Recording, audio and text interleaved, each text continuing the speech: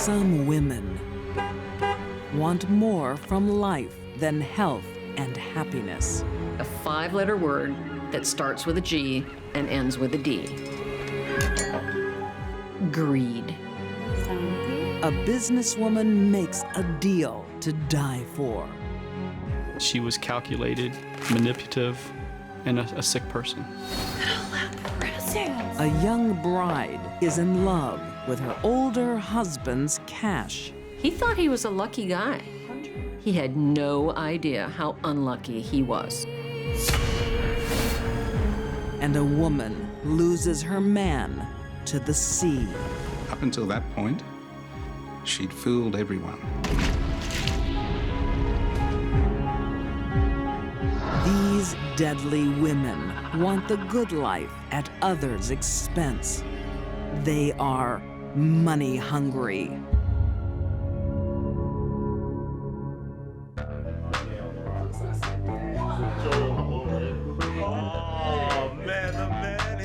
When 40-year-old Abraham Shakespeare wins a massive lottery prize in Lakeland, Florida in 2006, an ordinary man starts an extraordinary adventure. He took a lump sum payment of $17 million. When Shakespeare won the lottery, the entire community won also. It says $500,000. He basically became Lakeland's stimulus package. Think about that place. Shakespeare was a very, very generous person.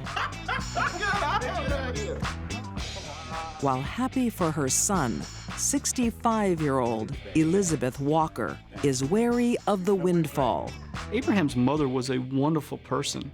Abraham tried to give her money and buy her a new house, and she didn't want it. Abraham's mother thought the money was evil and would bring him no good. Cheers! $17 million. Many other people are ready to line up for the generosity of this uneducated but good-natured young man. And of course, He couldn't read or write. If at all, he couldn't do it very well. I don't think he understood the value of money. I think he thought he'll never run out of money. Abraham's good fortune catches the eye of 35-year-old entrepreneur Doris Dee Dee Moore. Dee Dee Moore was a blonde, flashy woman. She was very confident, very sure of herself. Dee Dee's currently got herself a 26-year-old boy toy. Not now, I'm thinking. come on, baby. But she's always looking for more excitement. And a newly minted millionaire is a person she wants to know. She presented herself as to be a writer. She offered to write a book.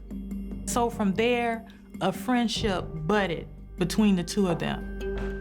But the book is just the start of Dee Dee's deal. You get tired of people asking for money, Abe? Yeah, I do. She offers to manage all of Abraham's financial affairs. Dee Dee presented herself as someone who wasn't going to be a moocher. In Abraham's mind, here comes this lady who decides, hey, I'll get this all straightened out for you. This one here is to close your existing account. She convinced him to put all of his holdings in her company name, and this was a way for people to stop asking for money from him. But Dee Dee is far from a savior. After you start peeling the layers behind of Dee Dee Moore, you start realizing more and more something's not right here. The smooth-talking businesswoman has a long history of deceit and fraud. One scam 5 years earlier shows how far Dee Dee will go to come out on top. When her car is about to be repossessed, Dee Dee stages a dramatic ruse. Just up there. She had called and reported that her vehicle had been carjacked and she had been left for dead by some Mexican guys in a ditch somewhere. For extra sympathy, Dee Dee claims she is raped. She was calculated, manipulative, and a sick person. Dee Dee Moore is the classic textbook definition of a psychopath. Persistent and chronic liar, manipulator of other people. If a psychopath isn't manipulating someone and deceiving and stealing, they're not having any fun. But naive Abraham knows nothing of her past. She found him, and she knew she could work him. And oh, did she. Abraham thinks his money is safe from his clawing community because he hands it all to Dee Dee. Wow, you weren't kidding. For you, baby. She had his house, his properties, his cars, even his bank accounts. Everything, I mean everything, was switched into the name of her company that she operated. While Dee Dee has never been happier, Abraham is worried and anxious. Man, I'm finna get out. I'm finna go. The burden of being a multi-millionaire is starting to get to him.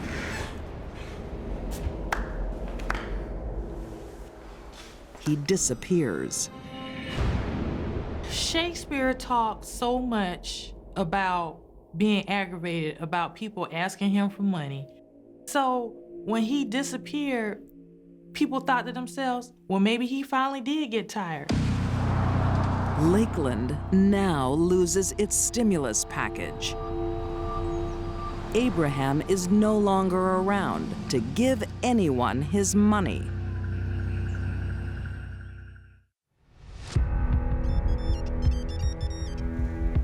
No one sees him for months, but his family and friends receive a series of strange texts. It's Abe. He says it's going away. Abraham is on a cruise to Jamaica, how Abraham is in Texas.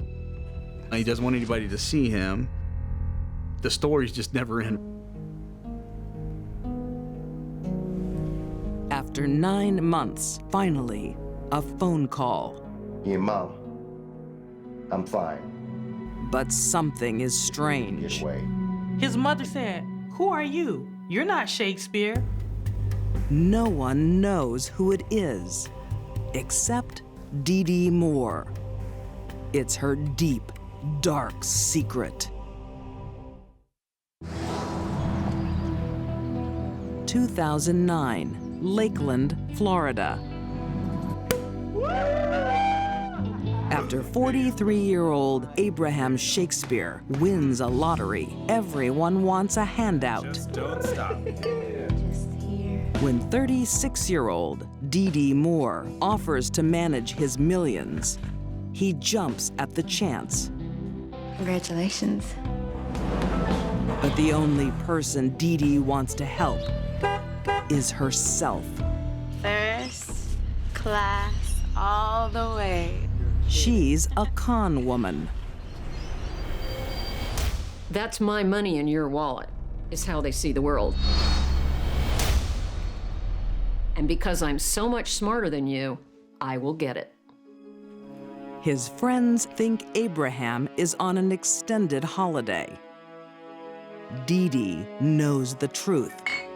Not long after signing over his fortune to her, Abraham becomes suspicious. It ain't working out. Everything is good, Abe. No, it ain't. Abraham had come to her and said, hey, something's not right. I can't get to my money. You know, what's going on? Look, man, April 6th, 2009. Abraham tells Dee Dee he's going to the bank to sort it out. Dee Dee knows if he does, she'll be exposed. Everything is good. There's a safe inside that house where she tells Abraham all his money is, all the cash is. She opens the safe. Abraham thinks he's gonna get a bunch of money. She's She doesn't pull out the money, but she pulls a gun out of the safe.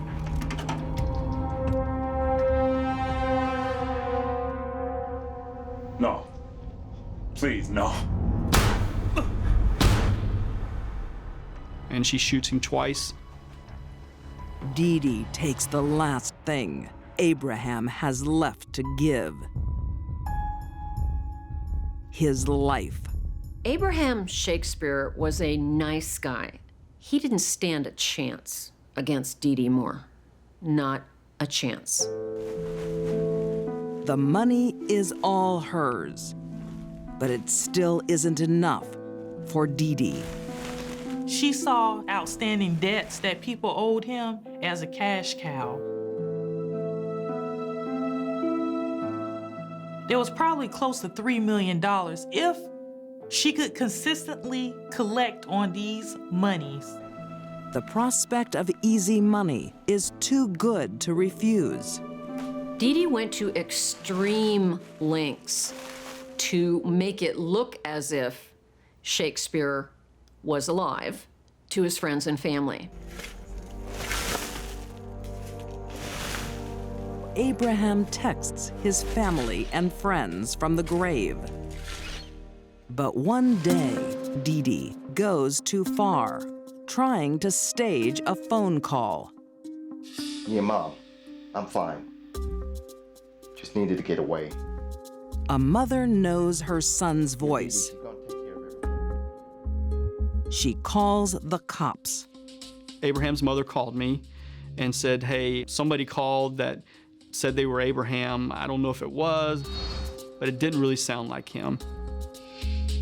The police start asking questions. Dee Dee has to protect herself.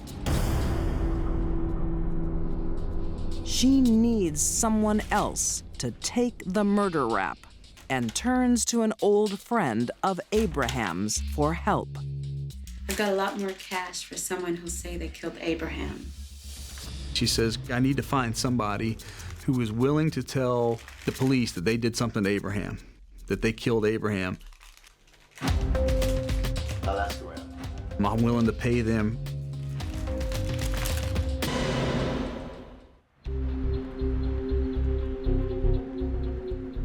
Dee Dee is introduced to career criminal Mike Smith, a perfect candidate. Mike Smith is fixing to go to federal prison, has already signed off a plea agreement for 25 years, and basically he can't get any more time. For a certain amount of money, he would be willing to say that he killed Abraham Shakespeare. You do this, you'll be a very popular person. Mike agrees to take the blame, but needs evidence of the murder. Otherwise, he won't be believed. Where is he? What happened? Shot him. He's buried in my backyard. Dee Dee has to hand over the weapon and the location of Abraham's body. So in Dee Dee Moore's mind, she's just won the game. She's got somebody that's gonna confess to killing Abraham Shakespeare. But there's one thing Dee Dee doesn't know. Mike Smith is an undercover cop. Every time he met with her, every time he talked with her, he was wearing a wire. Did you dig here?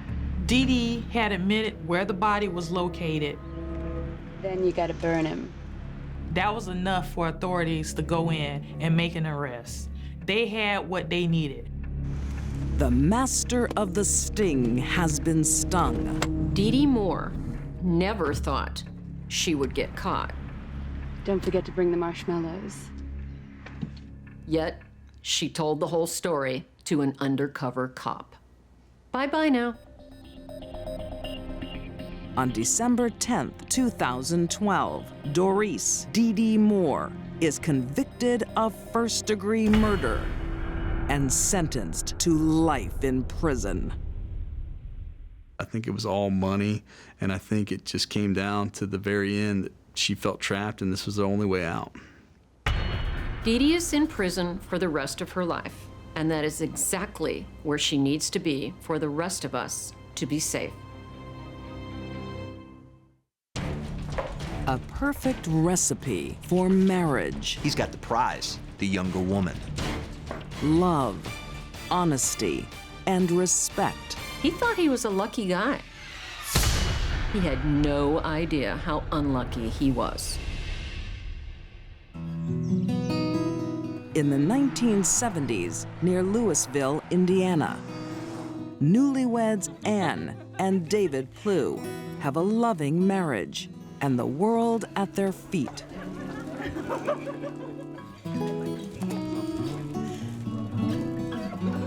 They both appeared to be happy. Anne appeared to be a really outgoing, happy person, and David appeared to be happy and satisfied to be with her. David's brother, Raymond Plue, remembers 28-year-old Anne's captivating charm. Someone that can gain your confidence, make you like them immensely and want to do everything for you. That's the kind of person she was. A charming personality sounds ideal for Anne's nursing career, but she is more complicated than she seems. She worked as a registered nurse. She held a supervisory position, which later it appeared that she had fabricated certificates to obtain that position when she wasn't even qualified for it. Anne seemed to be living in a path of lies.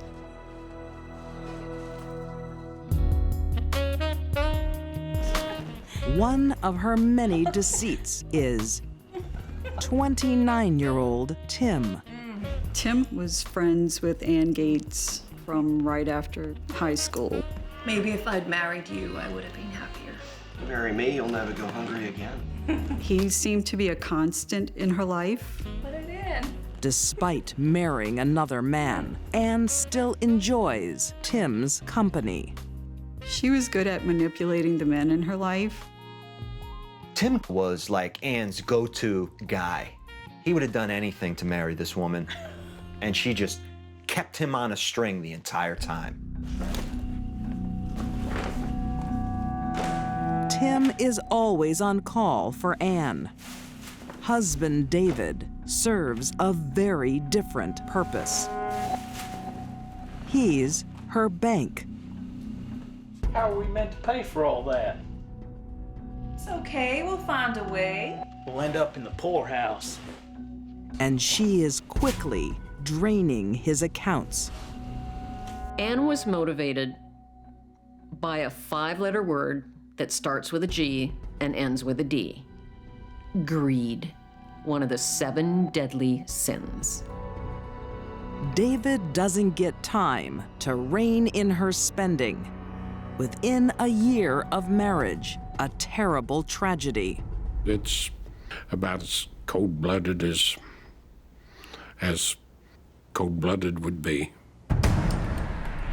Late one evening in 1978, something compels David Plue to the outskirts of Louisville. I don't know what the reason was that he would get in his car and drive out to meet someone on a country road. I don't know. Come on, man. Do this. Come on, let's talk about this, boy. You don't need to be doing this. Not out here. Come on, man. It is the last thing he will ever do. He was shot twice in the head. He was left alongside of a rural road. It surprised everybody because as nice a person as David was, and with all of the friends he had, there's no one could name a single person that would be David's enemy. When a spouse is murdered, police usually look close to home first. But Anne has the perfect alibi. The day before the murder, she checks into the hospital for some elective surgery. Police know she hasn't done it. But David's brother thinks her behavior is odd.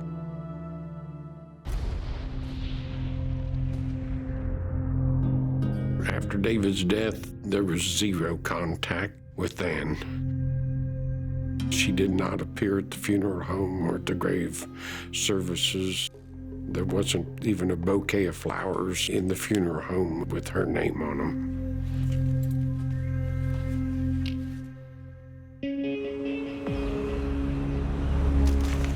Anne is a wealthy widow. She is the sole beneficiary of David's assets, including his life insurance. David Plue had a personal insurance policy of $80,000+. Anne moves on with her life. She's got another wedding to plan. This woman, she did whatever she wanted to do. Come on, man. In Louisville, Indiana, Ann Gates's husband, David, is murdered, execution style, in 1978. Ann isn't a widow for long. She remarries 7 months later.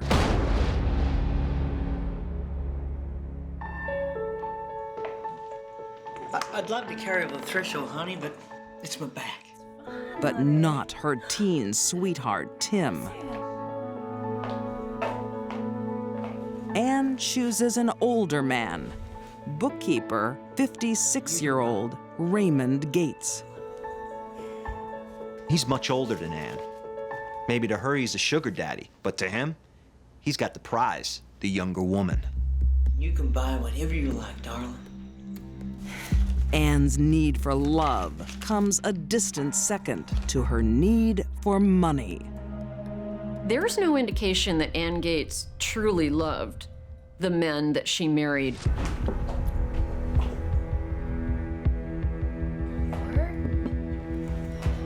The new bride introduces Raymond to old friends, including Tim. Darling, to us.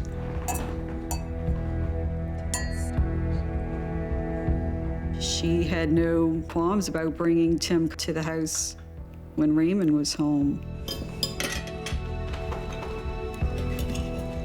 What this proves to me is that Ann is the puppet master. She's running the whole show. She's got all these men on a string, and she's pulling them.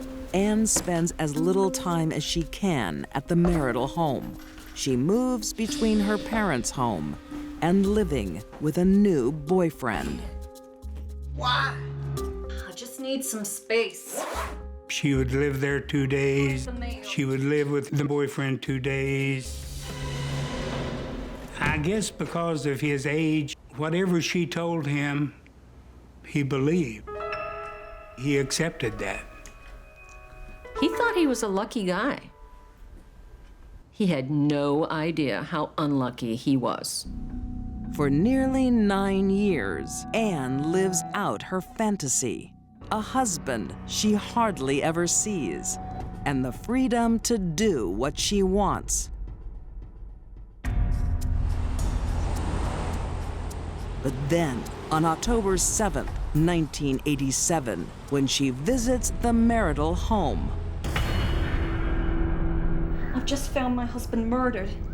Ann was calm, collected. Here's her husband, blood all around him. You know what? You can't fake caring about people.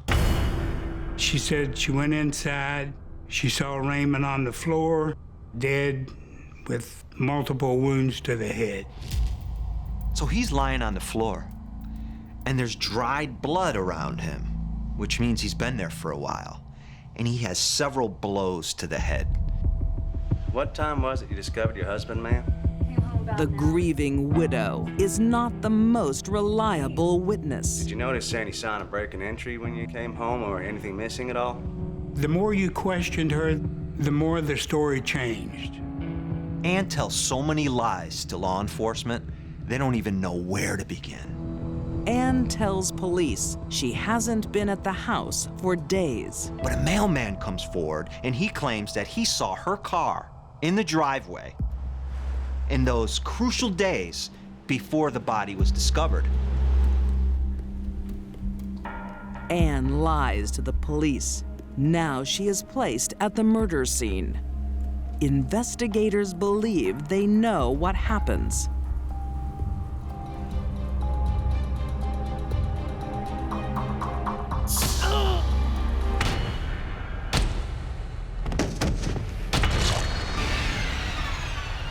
Investigators uncover that he's been hit in the head with a long object. Lo and behold, the fire poker's missing from the house.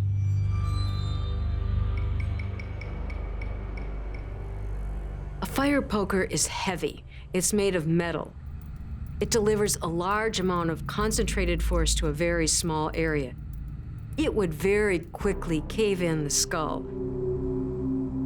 Investigators believe the motive is a familiar one: money.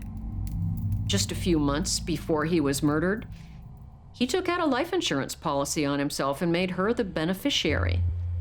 It is a circumstantial case, but on December 8, 1987, Ann Gates is arrested and charged with first-degree murder.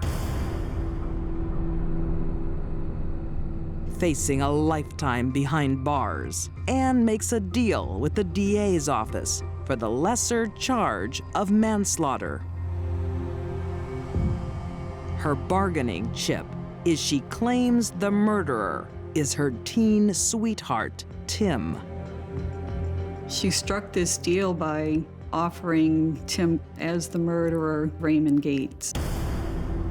Ann didn't love anybody but Ann. She says Tim murdered her husband in her presence. According to Ann, she had no part of that other than cleaning up the evidence. Tim stands trial for second-degree murder. It ends in a hung jury. He walks free. She was good at manipulating the men in her life, but she was not as good of a liar as she believed that she was. Ann Gates doesn't face a jury. She pleads no contest to the manslaughter of Raymond and is sentenced to 10 years. Ann was originally charged with first-degree murder. That's premeditated. Ann got off lucky. For Raymond Plue, Ann's conviction reopens old wounds of the cruel death of his brother, David. The shooting of her first husband has never been solved. No one has been punished for David's death. Ann evidently served some small bit of prison time for someone else's death, but no one's been punished for David's death, and may never be. In 1993, Ann Gates is released on supervised parole. There was a storm inside of Ann, a storm of chaos. For some women, finding a man She was obviously a quite sexy woman. is as easy as ABC. But keeping them is another matter. He had been shot at close range.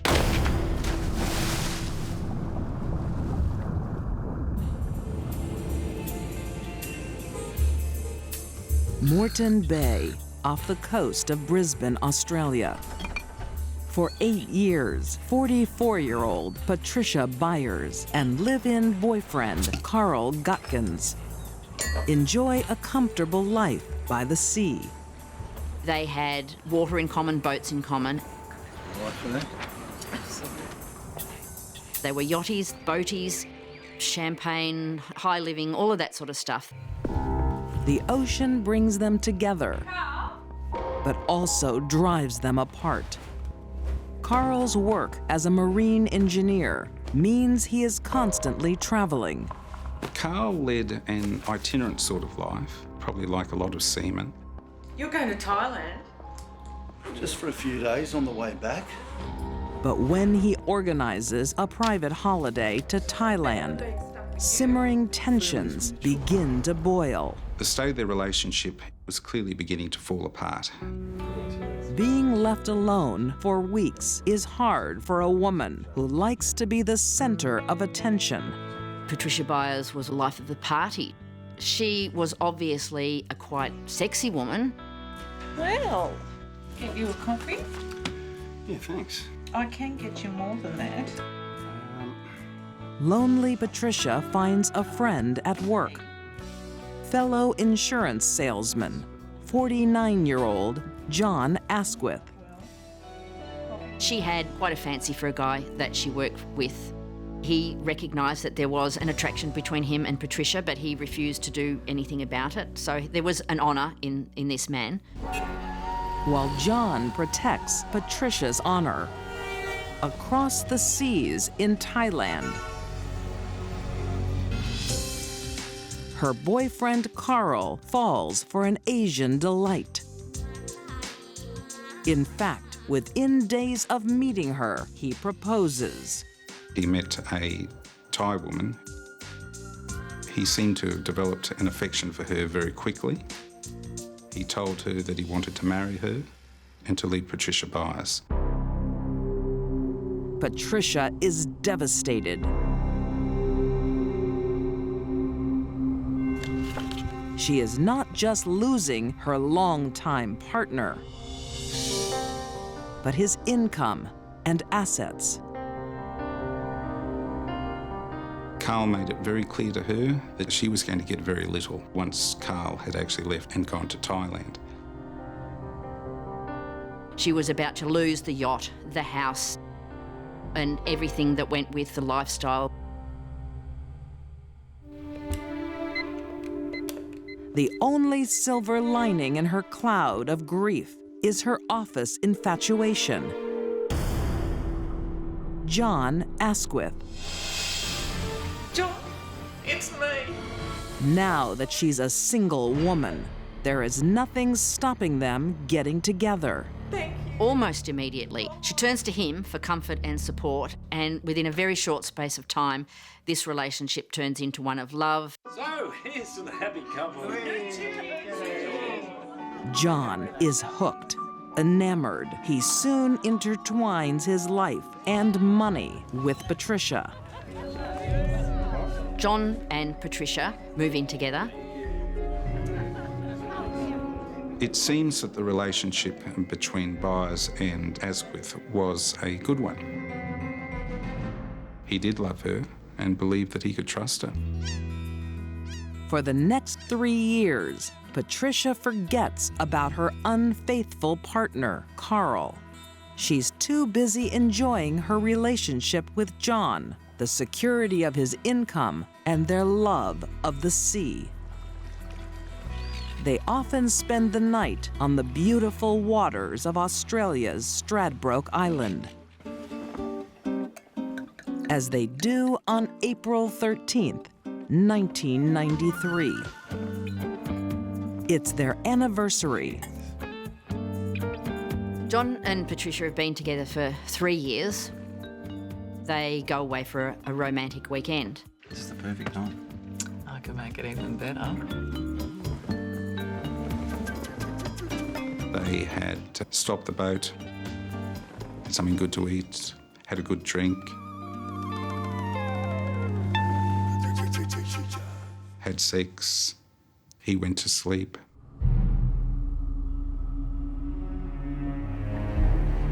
John wakes up feeling a little strange, and he realises he has blood. He's got blood on himself and that he's bleeding from the head. John has no idea he has just been shot in the head. John Asquith had been shot at close range in the forehead, single shot from a sawn-off .22 caliber rifle. Incredibly, the bullet hasn't killed him. It's missed the vital parts of his brain. He was lucky that the gun had been cut down because that reduced the muzzle velocity. Confused and disoriented, John's first thoughts are for Patricia. He gets up and stumbles out of the cabin. He finds his lover on deck, equally dazed but not wounded. She claimed that pirates had boarded the boat and they'd been responsible for the injury to Asquith. Pat! What happened? Someone hit me in the neck. It is a shocking attack that has the victims and the whole Brisbane community in a state of disbelief. Although tourist boats are often boarded by pirates in the Pacific region, it is not something that they normally do in the beautiful waters off Stradbroke Island. But the strangest part is that the pirates steal nothing. Something doesn't add up. The whole situation was highly suspicious. Soon the truth will be told and will reveal a perpetrator more frightening than any pirate. 47-year-old Patricia Byers, love of the ocean, is proving unlucky. Her sailor boyfriend, Carl Gotkins, leaves her for a beautiful young woman in Thailand. And in April 1993, modern-day pirates storm her boat, shooting her new de facto, John Asquith, in the head. 52-year-old John miraculously survives, but doesn't remember what happened. The police were very suspicious right from the very beginning. Police aren't buying the pirate story. Nothing is stolen, and only one of the victims is shot. Their attention turns to Patricia, who doesn't have a scratch. As the investigations develop, that the evidence begins to mount against her. They find John is worth a small fortune if he's dead. Patricia Byers had in fact taken out several life insurance policies for John and forged his signatures to do so.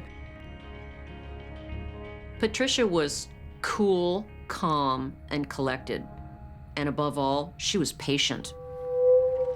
Alone on the open sea is the perfect location for Patricia's plan.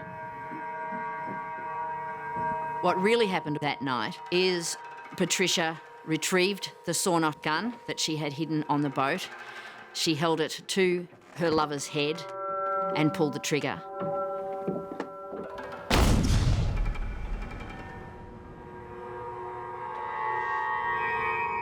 She thinks the shot will be fatal, but the short barrel of the sawn-off gun lessens the bullet's impact. John survives, much to the horror of Patricia.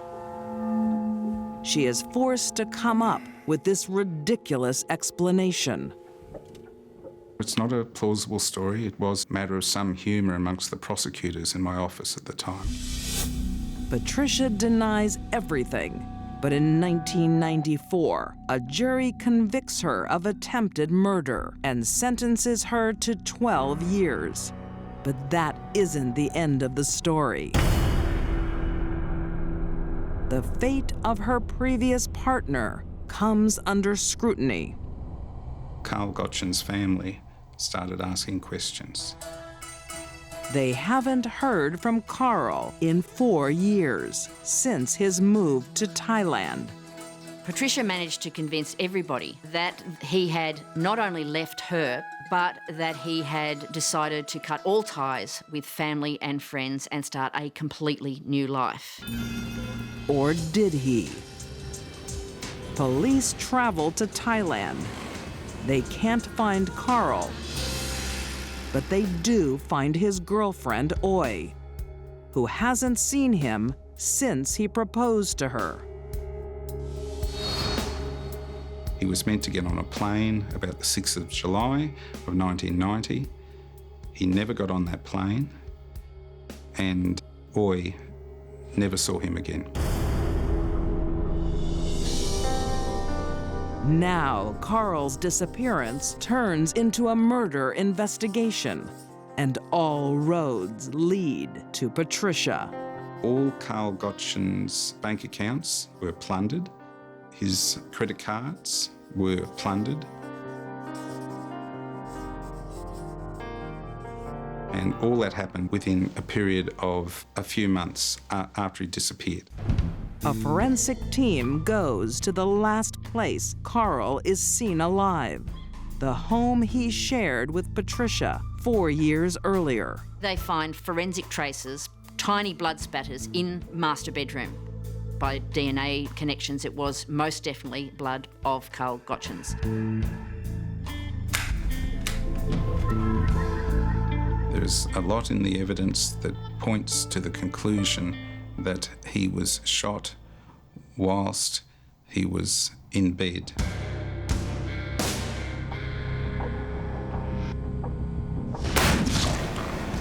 Patricia thought she was more clever than the police. Fortunately, she wasn't. DNA is pretty much forever. The big question is, where is Carl's body? Only Patricia knows, and she is denying everything.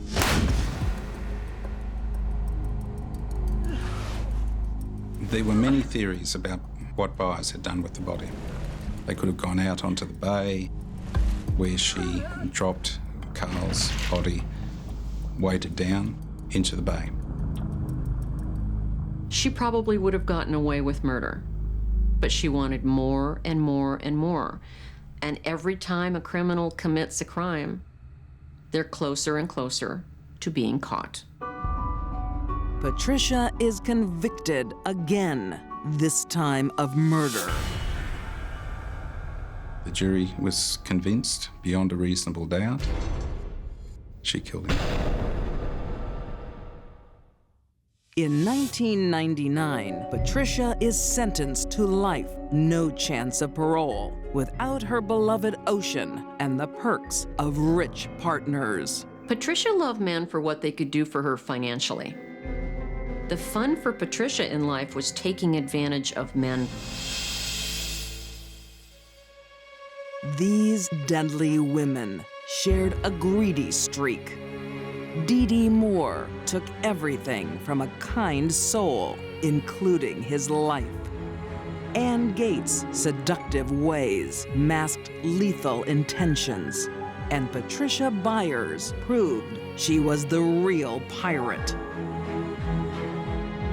All three women used their charms to earn trust until their true desire was revealed. They were money hungry.